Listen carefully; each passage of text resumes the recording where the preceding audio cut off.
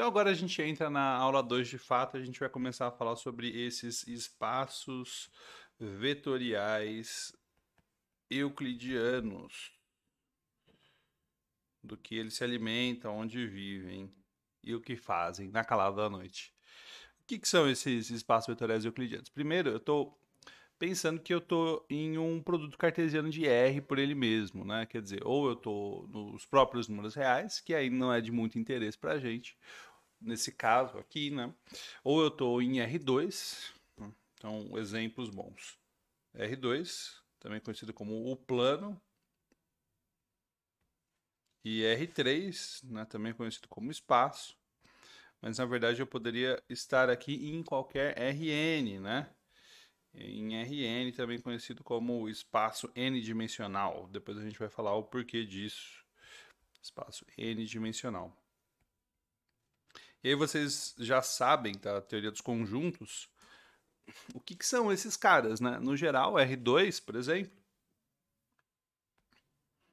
é o conjunto de todos os pares x e y, onde o x, opa, perdão, ok, agora sim, onde o x pertence a R e o x e o y pertencem a R, né? Então, essa é aquela famosa identificação da geometria euclidiana, onde cada ponto vira dois números reais. Ok, beleza. E claro, o n, aí você teria n coordenadas, o x1, x2 até o xn seriam as variáveis aí para identificar o seu ponto. Isso é uma coisa universal, isso vem de teoria dos conjuntos. E aí o que a gente está pensando agora é dar uma estrutura para esses pontos, né? Então o que a gente faz, claro, é interpretar esses pontos como vetores, né? Essa é a nossa ideia. Então quando eu escrever assim, o 1, 2 pertencente a R2, o que eu vou estar pensando, né? O que eu gostaria também que vocês estivessem imaginando é que eu tenho o sistema, né? O XYZ. Opa, desculpa, o XY, né? Nesse caso, porque eu estou em R2. Então eu tenho o XY. Aí eu marco 1 para X, 2 para Y. Mas eu não vou pensar como esse ponto. O que eu vou pensar nesse caso, né, uma forma boa de interpretar, é como a setinha que liga a origem até esse ponto. Tá? Bom, o vetor, né, tem várias formas de construir. Esse é todo o ponto da álgebra linear, na verdade. Tem várias definições equivalentes para vetor, né? O vetor é um par de coordenadas, ele é uma matriz, coluna, ele é uma setinha. O que é um vetor, né? E aí você abstrai o conceito de vetor e você fala, vetor é tudo aquilo que tem essas propriedades. Eu acho que vai ficar mais claro quando a gente falar sobre espaços vetoriais abstratos. Por que eu estou citando isso?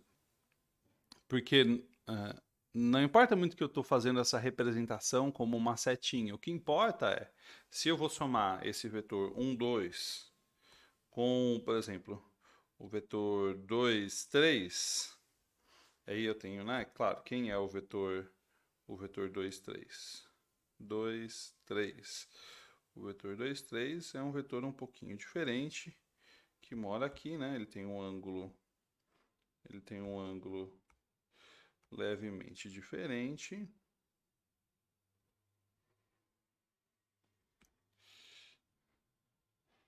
Então esse é o vetor 2, 3. Eu tenho que ter uma forma de somar, né? Eu tenho que chegar na conclusão que isso aqui vai dar o vetor 3, 5, né? Porque 1, 2, mas o 2, 3, se eu somo esses dois, então isso aqui é claro que tem que dar o vetor 3, 5. E aí eu preciso de uma interpretação geométrica também para a soma que acarrete no mesmo resultado. E aí a gente usa a famosa regra do paralelogramo. A gente falou isso brevemente na aula 1. Né? Então, tanto faz se você está usando essa notação. E uma outra notação que eu vou usar muito para representar os vetores do espaço euclidiano é no lugar do 1, 2, assim, escrever como duas coordenadas, eu vou escrever ele assim, 1, 2, como uma matriz coluna. Isso vai ser muito útil depois, porque as matrizes vão representar funções. E aí aplicar um vetor numa função vai ser equivalente a multiplicar essa matriz coluna, né, a matriz que representa a função pela matriz coluna. Então, isso é uma outra representação importante para vetor. Né? Então, estão aí 3 representações. Uma representação como vetores saindo da origem, uma representação, isso aqui são vetores, vou colocar aqui entre aspas, saindo da origem. Essa segunda, que são pares, né? Ordenados. E essa última que são, né, matrizes colunas. Então, os espaços euclidianos, eles têm esses elementos, aí não importa muito como você vai representar. O que importa eles satisfazem aquelas propriedades que a gente viu na primeira aula. Que propriedades são essas, né? A soma é comutativa, então você tem alguns, só para a gente lembrar, você tem alguns axiomas, por exemplo, V mais U é sempre igual a 1 mais V. Essa é a comutatividade. Você tem o V mais U mais W é sempre igual a V mais U mais W.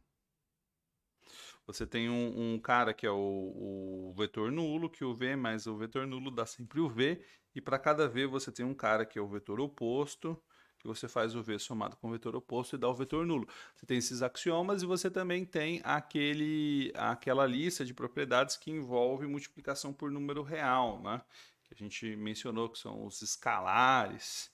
Então, essa lista fala o quê, né? Fala que, se você vai...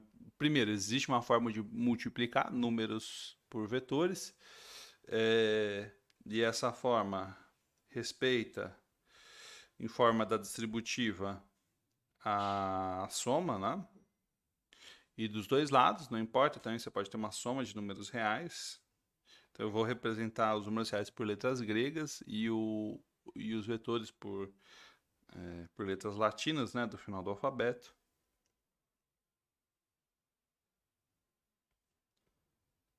Então ela é distributiva nesses dois sentidos. E também tem um outro axioma importante que vai falar que 1 vezes V é sempre igual a V. E aí uma consequência dessas coisas, né? É que 0 vezes V é 0, né? O vetor 0. O zero número vezes um vetor dá sempre o vetor nulo. Então, você tem essas propriedades, aí não importa muito como você decide interpretar o que é vetor. O que importa é que no caso dos espaços euclidianos, uma vez que você fixa, né, a dimensão, por exemplo, R2, são duas coordenadas, são dois números para representar cada vetor. Mas perceba que não tem uma forma única de fazer isso, né? Às vezes você pode querer ter uma outra forma de se referir aos pontos. Então a gente vai falar um pouco sobre isso, né? Sobre a origem do sistema de coordenadas, a gente vai falar um pouquinho desse assunto. Mas o que importa aí para a gente é que esses espaços euclidianos, então, são são essa lista de pontos. Beleza.